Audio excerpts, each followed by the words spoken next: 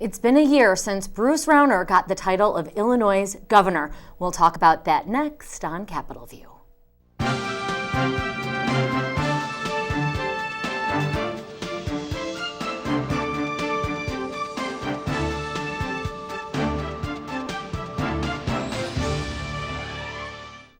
Are you crying in your coffee or toasting the champagne glasses on this Rauniversary? Yes, it has been a year since Bruce Rauner became Illinois' governor. He was sworn into office, and since then, Illinois has seen a whole bunch of gridlock. Yes, well into month 7 without any state budget.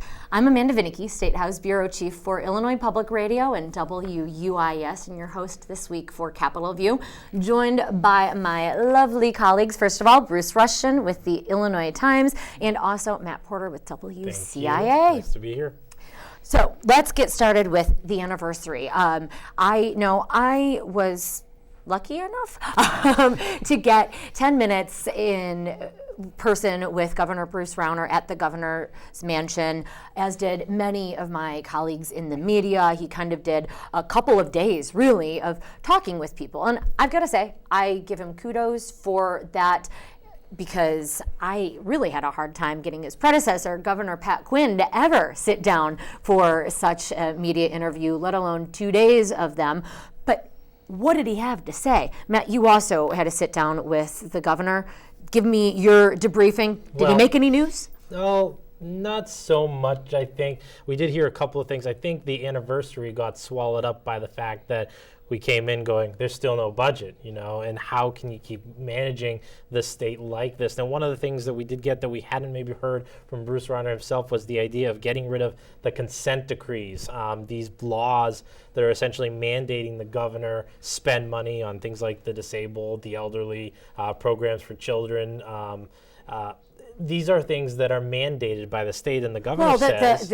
There's both consent decrees and court orders. Court orders required. Consent decrees, either his administration or a prior one entered into and said, hey, we'll agree with you to fund this because we've done a bad job of it in the past. But, yeah. But essentially, Governor Rauner says this is hamstringing his ability to run the state effectively. When I talked to him about it, it didn't seem to be necessarily about the current crisis, but he's saying that it's going to make it harder to have what he called cost-effective solutions for the state going forward. But clearly, it seems like the governor is feeling hamstrung because 90% of the state's money is going out without his ability to do anything about it.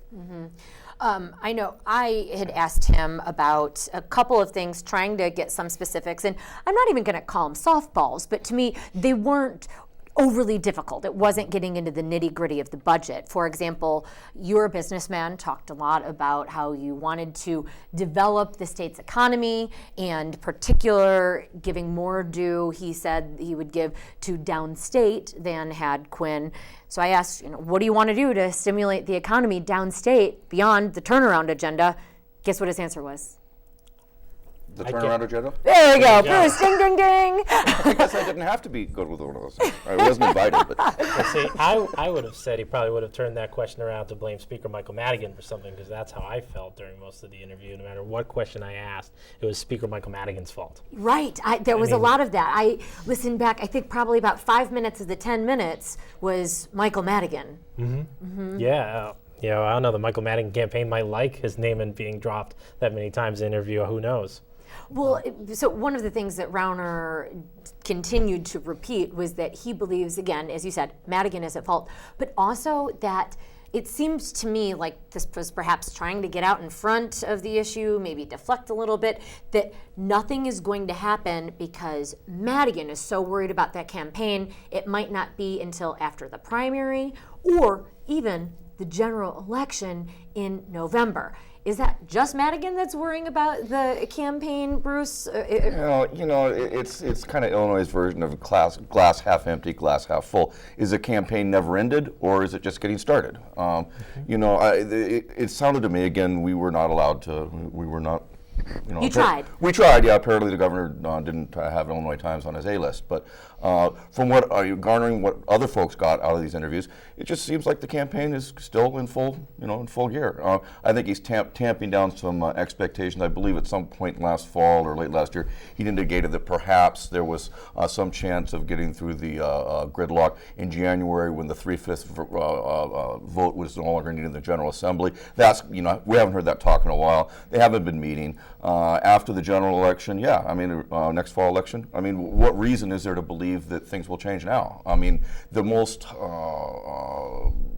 the sign that I saw that things might change is I did see something from Rauner saying in one of these interviews, I'm impatient. Mm-hmm. If I have a flaw, it's I'm impatient. Okay, well that's a step in the right direction. We all have. He also said, though, to me, my line was that persistence is key, and he's not one to give up, and he realizes that democracy takes time. Yeah, I'm impatient, but democracy takes time, but there's always a but. So, the House isn't meeting until when? Not until January 27th, when Rauner's set to give his State of the State address, and then really the House isn't back until April.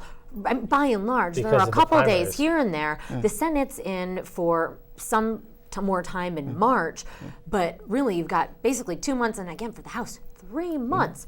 How is what is the public appetite for that? Also, as you noted, no leaders meetings. Right. No leaders. Nope. This doesn't sound like a government in crisis mode. It doesn't sound like they're very particularly concerned about this. Watch what they do, not what they say, and they're not doing anything. So, as long as the money keeps flowing out the door, the public doesn't notice what's going on. They continue to feel gypped, and maybe they continue to feel as cynical about the situation. But as long as state workers are getting their paychecks and the education, the schools are operating, besides higher education, a lot of people aren't feeling the crisis firsthand. And bonds, there was a bond sale the other day. I think today. Today, in fact, yes, thank you. At a very attractive interest rate. It was lower than folks had thought that it was going to be, going into the bond sale. So investors don't seem particularly upset. The House isn't meeting, the leaders aren't meeting. It's on autopilot. It's really astounding, though. I feel like I can't get over it, and you really almost have to blame everybody. Rauner says that he gets a lot of people, and I hear this as well, that cheer him on and say, we voted for somebody that we thought would stand up to Michael Madigan and his quote-unquote special interests. Of course, unions, while they are giving more and more money, yes, to the speaker, that's because they're also threatened more than ever before, and what they've given to Madigan is dwarfed by what Rauner's own bank account and that of his business allies have given to Republicans in his own account. So, and how much is it going to help, really, that Madigan has, frankly, a credible challenger now in the Democratic primary? How long has it been since that happened? Is he going to be in a compromise, let's negotiate, solve problems mode, or is he going to be in a campaign war mode? If history's any guide, the latter would not be a surprise. The question is, what are they standing up for at this point? What does Governor Bruce Rauner really reasonably think he can get? And that's something I asked him. I said, you've seen the votes, you've seen how the Democrats and even some Republicans vote for local control and property taxes. I said, if you take out the local control, you're going to get huge bipartisan support for property tax freeze. Wouldn't that be considered a compromise?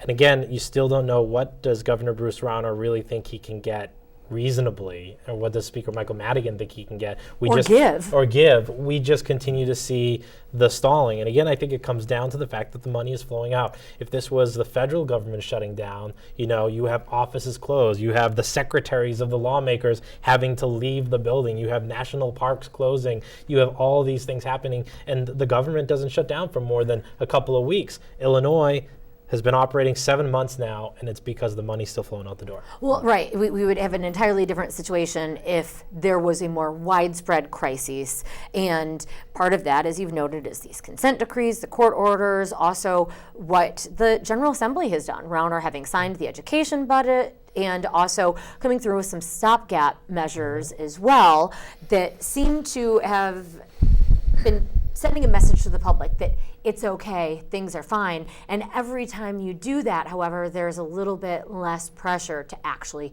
do something. Two of the areas where there are still pressure, Chicago Public Schools saying that teacher layoffs are coming if the state doesn't come forward with money.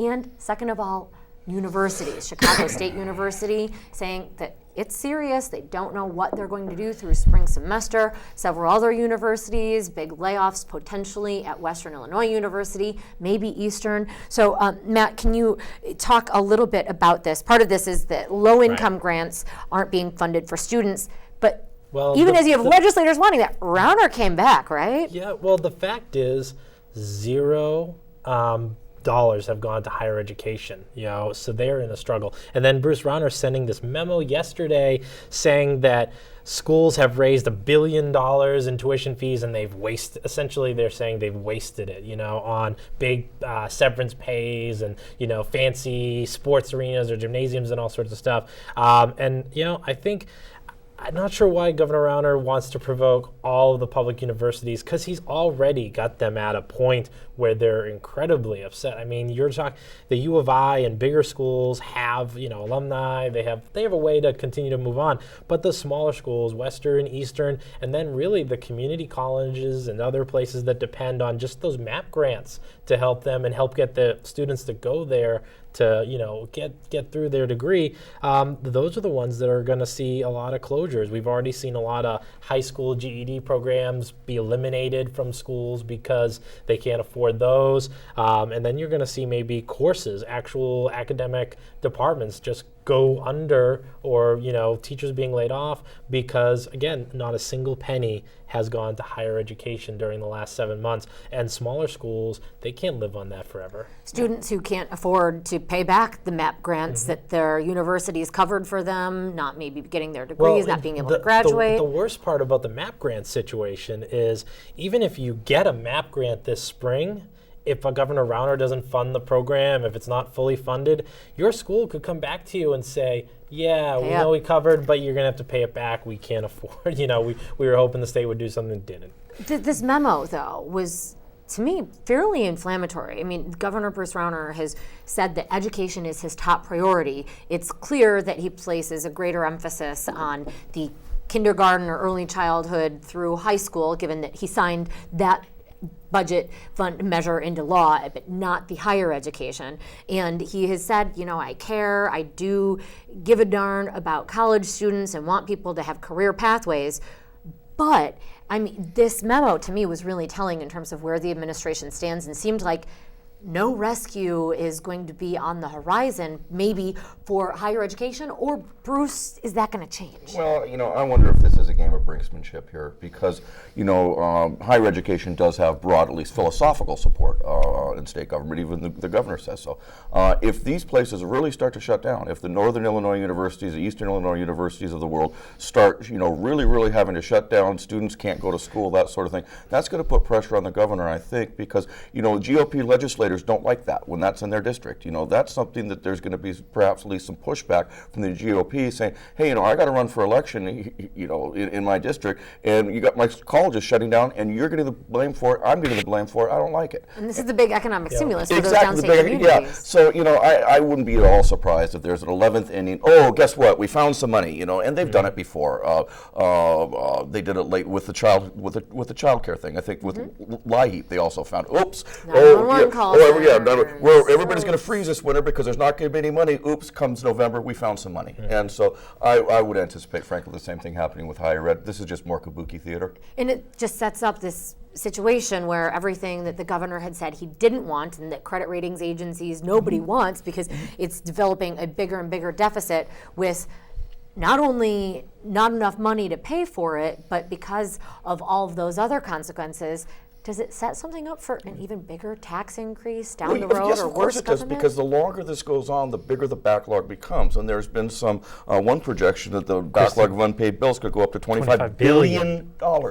Chump change! And that's how you pay for it, is on the backs of somebody down the road, i.e. there's going to have to be a large tax increase.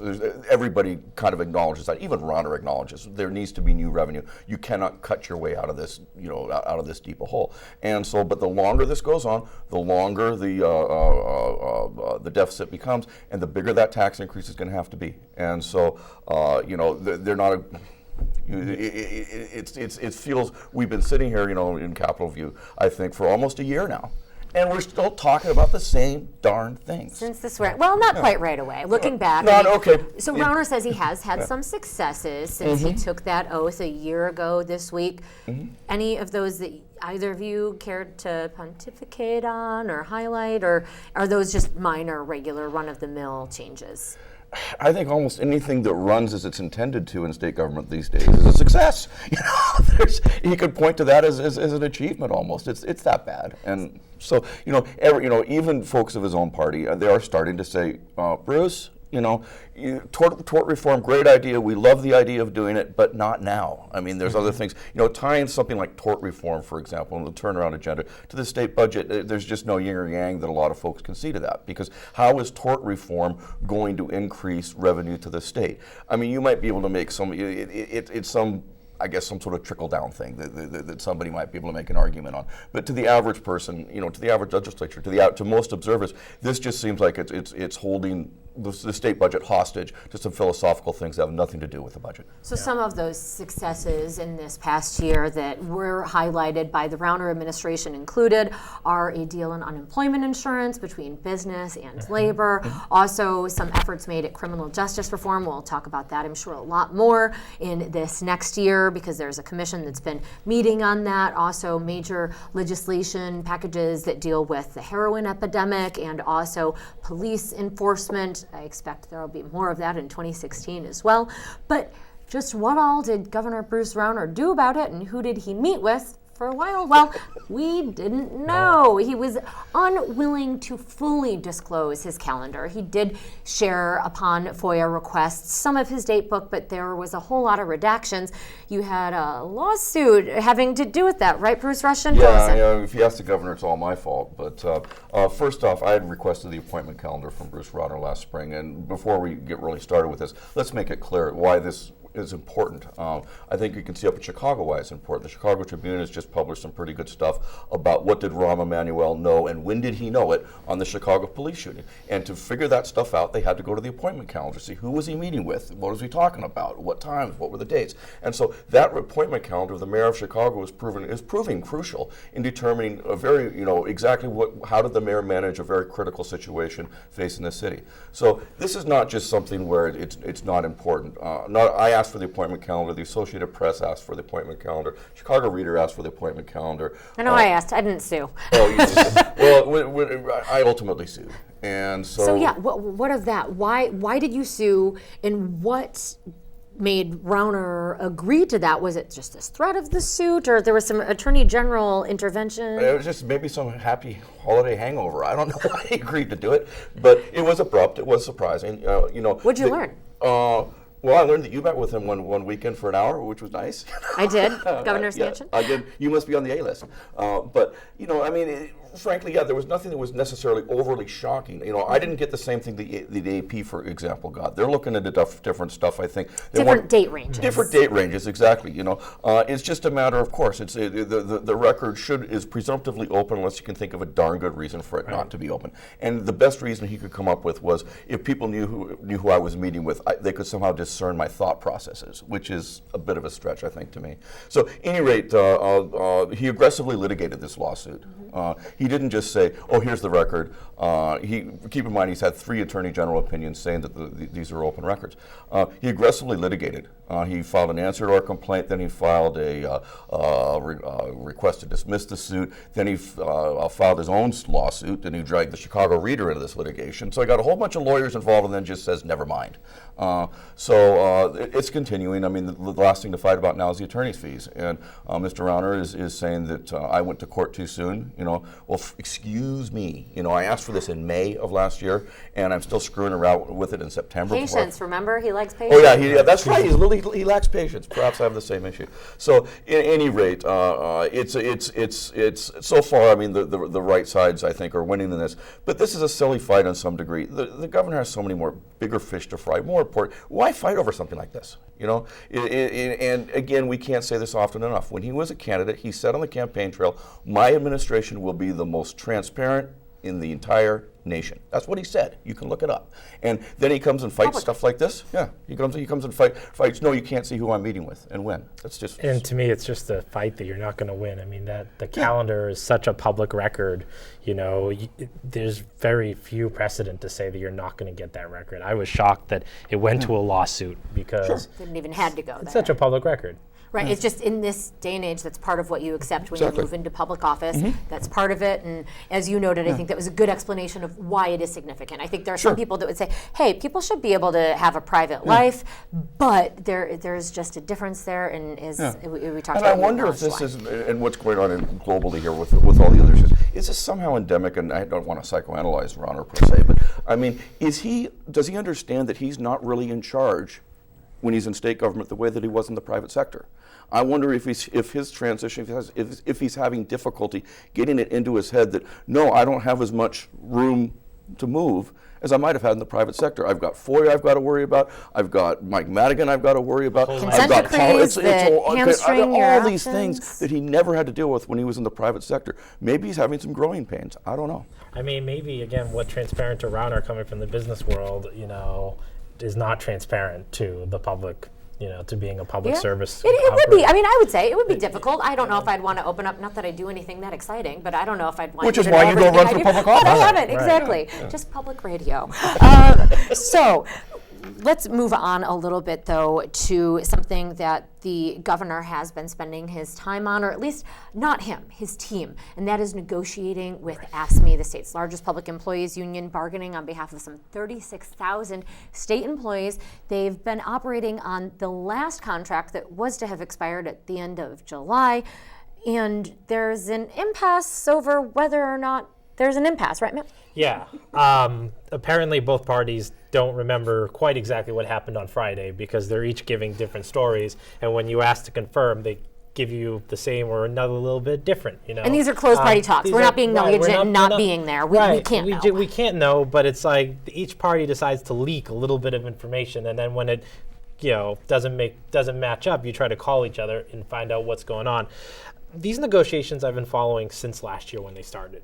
And I'm reminded when I was told really early on, and maybe this makes sense, I was told until the budget really gets settled, there's no way they can come to any sort of agreements with AFSCME because AFSCME is such a large group that whatever the budget ends up being, you know, they're paid everything, the benefits. How do you afford a wage increase if you don't have? You don't know what's going to be. So I honestly don't know exactly where anybody's going, but it seems Governor Rauner is very frustrated. What I was told last week, what initially happened was that Governor Rauner came in and they wanted to set a date the following week. And then AFSCME asked and said, well, we can't schedule it that week, but we can do anything after that week, 3 weeks after. And then Governor Rauner's office apparently walked back in the door and said, are we at an impasse? And that just, alarm bells went everywhere. All of a sudden, you have the director of AFSCME, Roberta Lynch, sending out an email saying she's shocked and appalled that the governor's willing to just walk away from the negotiations. And then you talk to the governor's office, and they say, well, he's not walking away from the negotiations, but he's, you know, sort of rethinking of what he wants to do. And it was really interesting because then you say, well, do you believe you're at an impasse? And the word impasse for people who aren't in the negotiation world is a very legal term. So for the governor to release any press release that says I'm at an impasse, you know, then it's not just talks are stalled. Yeah, it moves things. Right. So that's why the governor, when they sent the press release on Friday, didn't say we believe we're at an impasse. He went as far as he could in that release, but not to say we are at an impasse, because if that happens, the labor board gets involved, and that's when they decide whether or not they really are at impasse, in which case the governor could choose to have the last best offer on the table be the contract, and the labor board could approve that. And then state workers are basically in the position of strike, accept the offer, or what they've told me, continue to negotiate backdoor channels. But essentially that would force AFSCME into something they haven't done in 40 years, which is potentially to have to strike, which is why, while the media threw around the word impasse on Friday and Monday, the governor's office and AFSCME have been very tight when they said we're not at an impasse. We think we're continuing to move through because that triggers a whole mess of legal rigmarole. Yeah, nobody wants an impasse, really, because nobody wants a government shutdown. It doesn't, wants to stay on the job. They want to keep collecting paychecks, and so we just keep hobbling along. And Rauner doesn't want to shoulder that. Yeah, and Rauner, last fall was apparently boasting to the GOP caucus in the legislature. They thought that we have to, we kept the government open, and that was a huge victory. That to him, he does not want to shut it down. And yet on the campaign trail, he did say he would be willing to go there if need be to get his way, and he is asking for some significant changes. One thing the governor is saying, though, from the last agreement is that they will not lock out the workers, which I think is really important because the governor would be breaking a big promise, according to him, is that he said the last agreement they made with AFSCME is that he would not lock them out. So AFSCME would have to strike. Impasse could be his other route for that. Guys, I want to make sure and include this because, Bruce, you had a story this week regarding a proposed settlement between the Department of Corrections and how it cares for prisoners who are mentally ill, and there are thousands. If there is a bright light here in this administration, or at least a dim bulb, I think that it might be the approach to corrections, because I think that Rauner, I've spoken to some advocates for the inmates who have long been critical of IDOC, Department of Corrections, and I get a different sort of tone from them now than I have in past years. They think that this is genuine, that the governor recognizes, and he did say it in the State of the State address last year, that this is the prisons are in terrible shape, and he's right about that.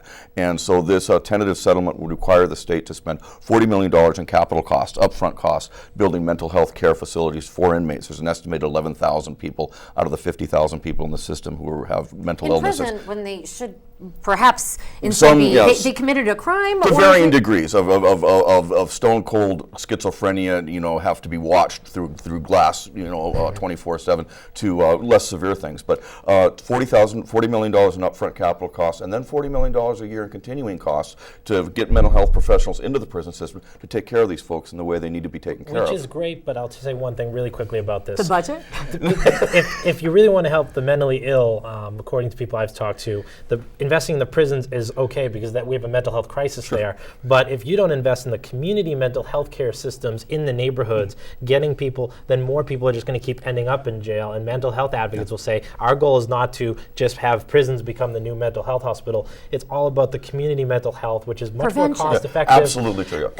But with the budget as it is, those areas are struggling. It's a classic chicken-egg dilemma here, but they've got 11,000 folks that are mentally ill in the prison. There's acknowledgement by the state that these folks are not being properly cared for right now. There's a commitment on the part of the Department of Corrections to do something about it, subject to appropriation. And so we're back to the budget.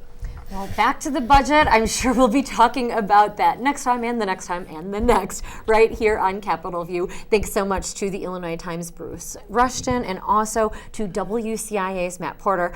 I'm Illinois Public Radio and WUIS State House Bureau Chief Amanda Vinicky. Check us out on Facebook. That's Capitol View Politics, and thanks.